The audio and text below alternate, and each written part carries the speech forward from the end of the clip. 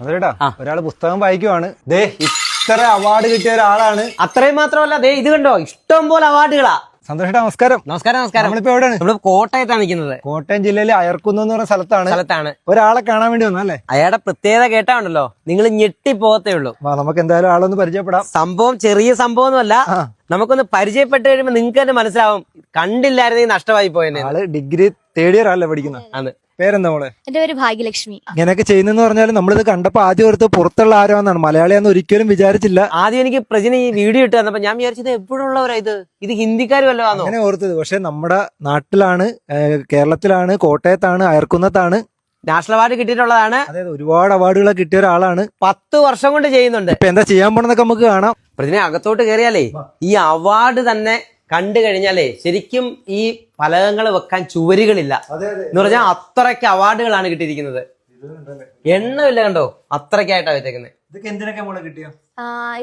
ഇത് ഉജ്ജ്വല ബാല്യം പുരസ്കാരം സർക്കാരിന്റെയാണ്. പിന്നെ വേറെ യുവപ്രതിഭ അവാർഡ്, പിന്നെ ബാക്കി മിസ്റ്റർ കോട്ടയത്തിന്റെയും മിസ്റ്റർ കേരളയുടെയും ഒക്കെ വലിയ വലിയ ഇരിക്കുന്നത്. നാഷണൽ അവാർഡ് ഉണ്ട്. പിന്നെ ബാക്കി ആദരവും കാര്യങ്ങളും. ഇങ്ങോട്ട് നോക്കിയേ, ഇവിടെ കണ്ടില്ലയോ മെഡലുകൾ ഇഷ്ടം പോലെ ആയിരിക്കുന്നത്.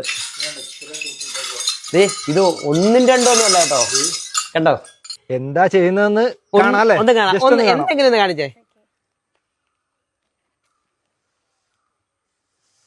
ഇത് കണ്ടോ, ചെറിയൊരു സാമ്പിളാണ്. കാര്യങ്ങൾ ബാക്കി വരാൻ പോണേ. ഇനി ഡ്രസ്സൊക്കെ മാറിയിട്ട് നമുക്ക് അടുത്ത സംഭവം ചെയ്യാം.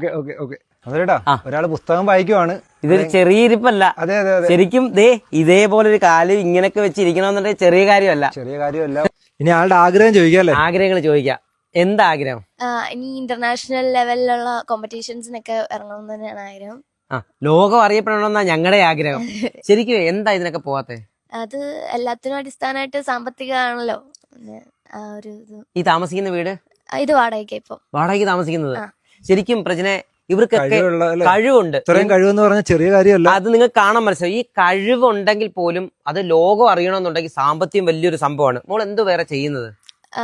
ഞാന് സ്കൂളുകളിൽ പഠിപ്പിക്കുന്നുണ്ട്. 3 സ്കൂളിൽ പഠിപ്പിക്കുന്നുണ്ട്. അതുപോലെ ഒരു ഇൻസ്റ്റിറ്റ്യൂഷൻ ഉണ്ട്, കളരിപ്പയറ്റും യോഗ എടുക്കും. എത്ര കുട്ടികൾ പഠിക്കുന്നുണ്ട് അവിടെ? 35 കുട്ടികളുണ്ട്. 35 കുട്ടികൾ പഠിക്കുന്നുണ്ട്. ഓൺലൈനായിട്ടും പഠിപ്പിക്കുന്നുണ്ടല്ലേ?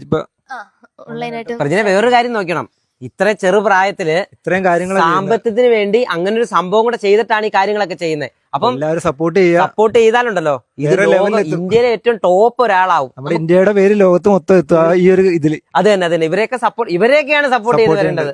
ഇതെന്റെ അച്ഛനാണ്, ബാലകൃഷ്ണൻ പേര്. സപ്പോർട്ട് എങ്ങനെയുണ്ട്? നല്ല സപ്പോർട്ട്. ഏറ്റവും സപ്പോർട്ട് അല്ലേ?